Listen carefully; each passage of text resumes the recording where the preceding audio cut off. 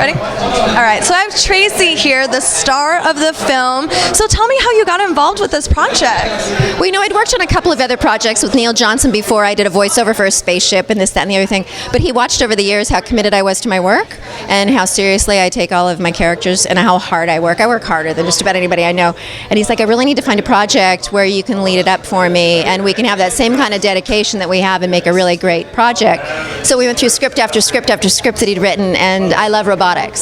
So I grew up, my dad was he owned the largest power electronics convention in the world.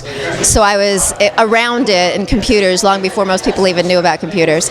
So we kind of settled on this project. We got our cast together. He rewrote it once we had our cast together, and the rest of it is history. Lots of bumps and bruises and scars along the way, but it has been an absolute blast. Now I know Neil, the director, has talked about how he really physically pushed you on set. Can you tell me a little bit about that? I have scars to prove it if you want to look down. It was one of those things where when the camera's running, I never say no.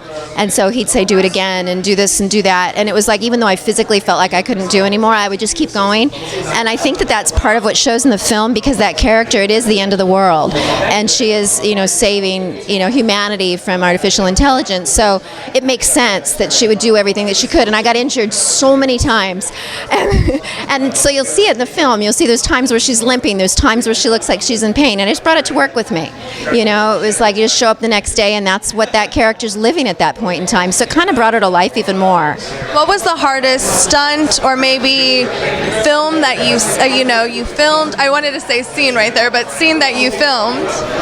I would say out in Yuma, Arizona, tattooing, when you'll see there's a pinnacle in the film and there's sand dunes that are hundreds of feet high, and I had to scale up the back of those before we could even start the scene because we didn't want to have footprints. And so I'm literally going thigh deep in the sand, just scaling up the back, and then the scene would start. And I didn't take into consideration the fact that we'd have to do so many takes. And so a couple of times I'm in these high heel boots, and once I fell, like right at the beginning, and I roll down the hill, and I get to the bottom, and he's like, that's not where you were supposed to fall. And I'm like, no, I really fell. It was like, you'll go back up and do it again. I'm like, okay. Now, you spoke about robotics. Was that one of the main things that pushed you to be interested in doing this film? Well, I love science fiction. I mean, I'm a sci-fi junkie. But the fact having to do with artificial intelligence and the fact that, we do all walk around with our cell phones in front of our faces, and we are starting to rely a lot upon artificial intelligence. So the film made sense to me, and it was easy for me to create a character around all the situations that we were in, because it's really some of what we're facing in real life.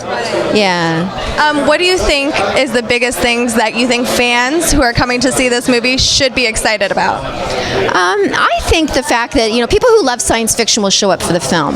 I think that the real treat in the film is that it's so character driven. And so even people who don't love science fiction will enjoy the movie, even if it isn't their genre. And I think that's what's really cool about it. It's really rare in science fiction. And the character it's not a copy of anything else. She's her own creation.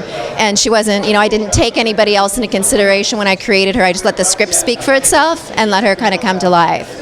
That's amazing. And do you have any other projects coming up? I know you have Road Warrior and you're dealing with right now that, but anything else in the future? I actually have another film coming out next month. It's a comedy. It's called Who's Jenna, and I'm the lead female in that.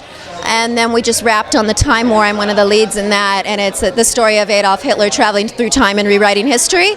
And I have about 20 versions of my character, and they're all completely different in that. We just shot in England for a few weeks, and I'd say about 4 months here. And when does that come out? About 4 months. Wow, okay, so we're going to have to look out for that film right now. It's very exciting. Mm-hmm. Well, it was a pleasure having you here on Fabulous TV, and wish you nothing but the luck, and looking forward to seeing the film. June 2nd, today, it's coming out on theaters, so make sure to take a look for it, guys. Thank you.